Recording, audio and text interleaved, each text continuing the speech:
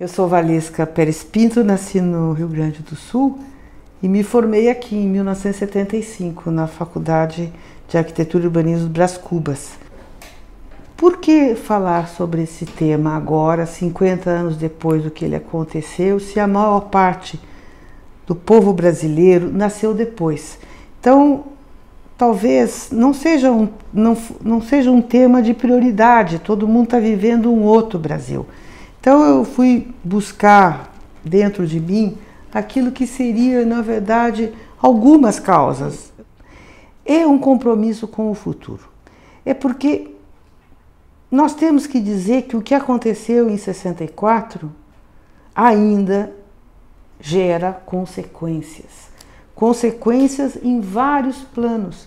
Gera consequências na educação política do nosso povo. Gera consequência nas decisões que tomamos hoje em dia em relação à nossa economia, à nossa federação. Então, nós continuamos vivendo sob a égide daquilo que nós não resolvemos.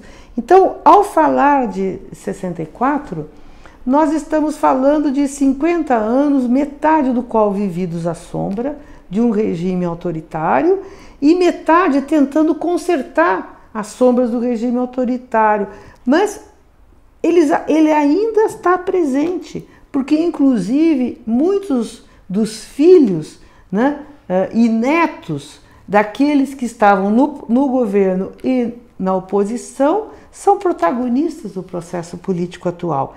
Então me parece assim que 50 anos é muito pouco tempo. Um segundo motivo é que ainda temos passivos não resolvidos. Quando eu chamo passivos, é dívidas a pagar. O primeiro deles está no âmbito dos combatentes, daqueles que enfrentaram a ditadura militar, colocaram suas vidas em jogo e se foram. Muitos foram localizados, muitos já foram até anistiados, mas nós ainda temos muitos que nem foram sepultados. A segunda questão é das responsabilidades, da cadeia de responsabilidades.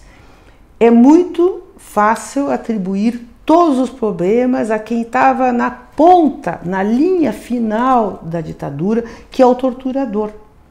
Então, o torturador é o operador final de uma linha de comando que não estava nem mesmo dentro das instalações militares. Então, hoje se fala que houve um golpe civil-militar no Brasil, que eu acho que é uma expressão melhor. O golpe militar porque os operadores que apareceram, que tomaram as ações visíveis foram os militares, mas havia os civis que estavam atrás.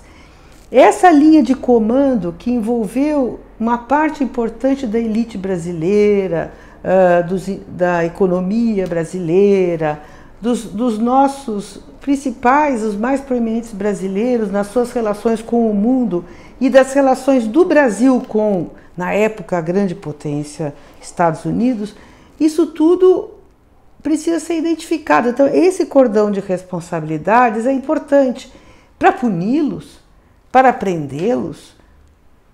Não tanto, porque alguns já nem estão mais entre nós na Terra. Eu não tenho nenhuma visão revanchista. Não entendo que devemos levar, se for o caso, militares ou civis com 80, 90 anos de pijama para a prisão.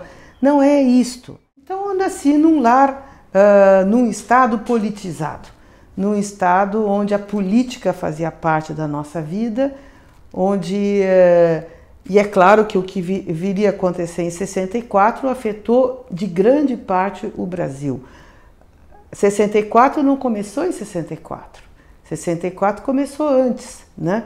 Só para pegar a figura mais proeminente a vítima maior desse golpe, que é João Goulart, Jango, na época presidente, né? Nós tivemos que defender, e o Rio Grande do Sul foi um lugar onde se defendeu a posse do João Goulart após, em 61, a renúncia do presidente Jânio Quadros. Me recordo, eu tinha 11 anos de idade, e naquela época as manifestações políticas as famílias iam, e eu fui com meu pai, né, numa manifestação no centro de Porto Alegre, dentro do movimento da legalidade. Então, o golpe que veio depois, né, depois veio Jango assumiu, depois veio aquela transição e acordo para a adoção do parlamentarismo, conduzido pelos ministros da Justiça na época, Tancredo Neves. Depois veio o plebiscito, nós votamos contra o parlamentarismo, meu pai, né? Mas nós fizemos parte dessa campanha, e em 64 é o Jango que cai.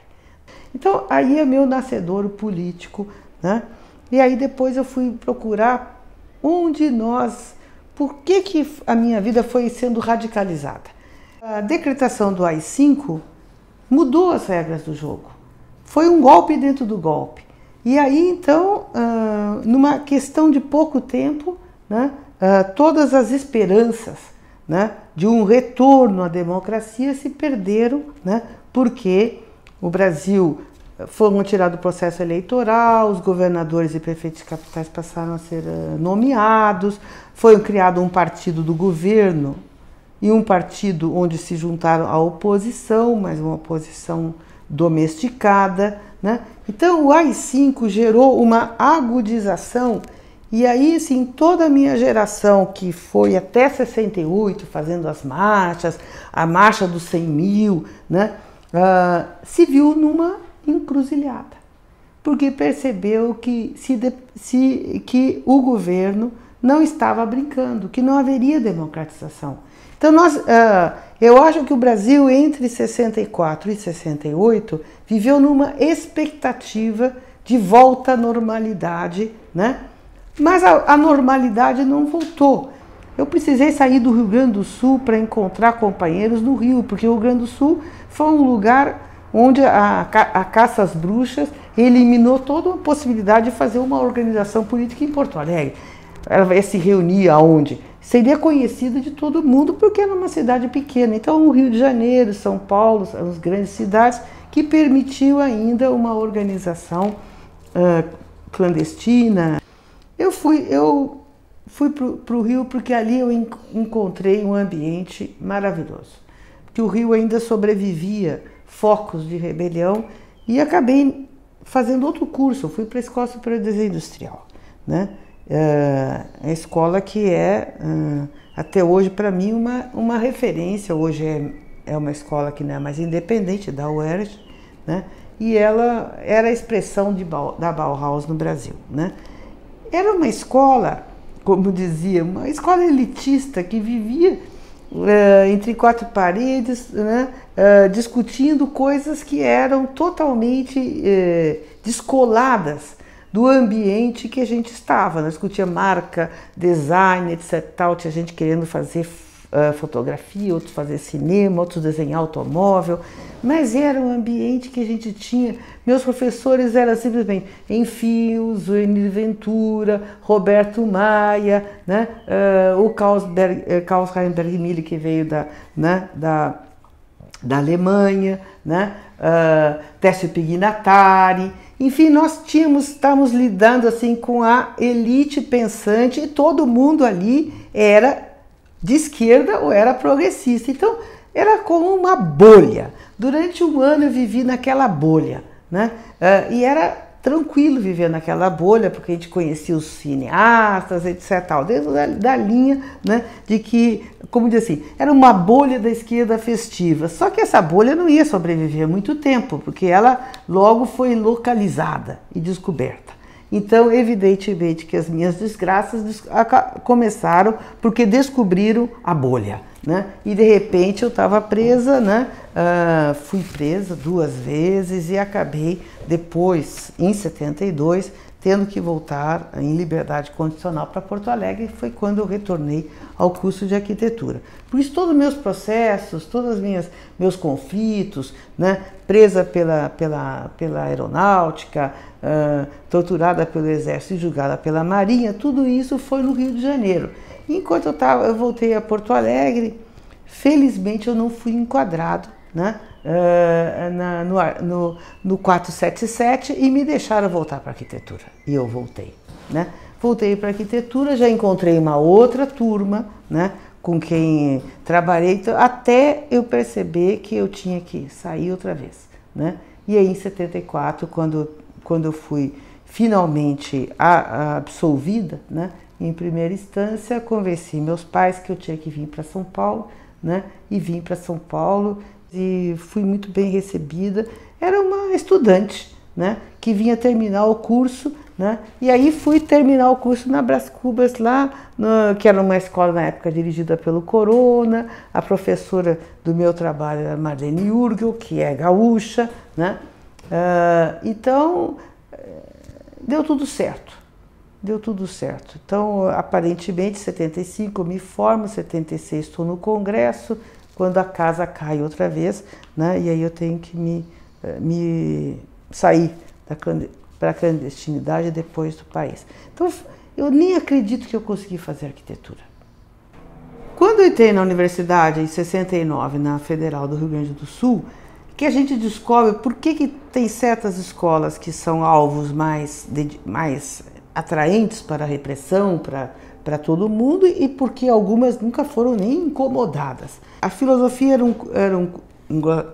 englobava várias disciplinas e várias formações, mas ela tratava de ideias. Então era fácil imaginar que ali haveria indisposição em relação ao regime e discussão. A arquitetura por outro motivo.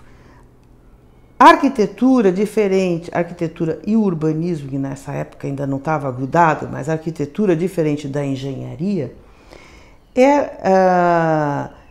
era uma escola libertária. Era uma escola que estava se debruçando sobre a urbanização.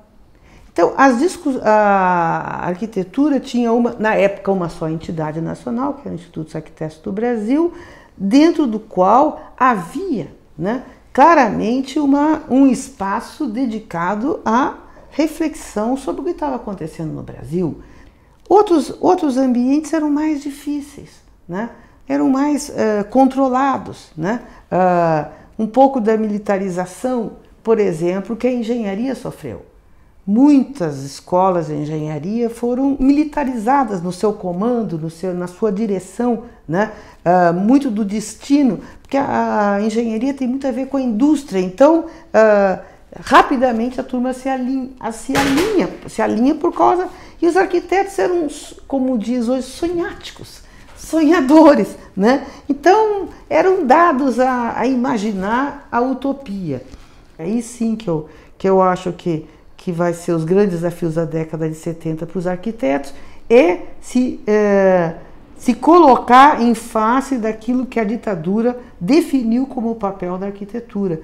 E, na verdade, a ditadura veio a colocar diante dos arquitetos, em resposta a tal das nossas lutas na década de 60 em relação à reforma urbana. Ok, vocês querem reforma urbana? Está aqui BNH, está aqui Sistema Nacional de Habitação, aqui está o Planasa, né? Então foram essas coisas que foram colocadas diante de nós. O importante é o compromisso com o futuro. Devemos recuperar a história para revalorizar a política e para revalorizar a democracia conquistada, né? A democracia não é só formal.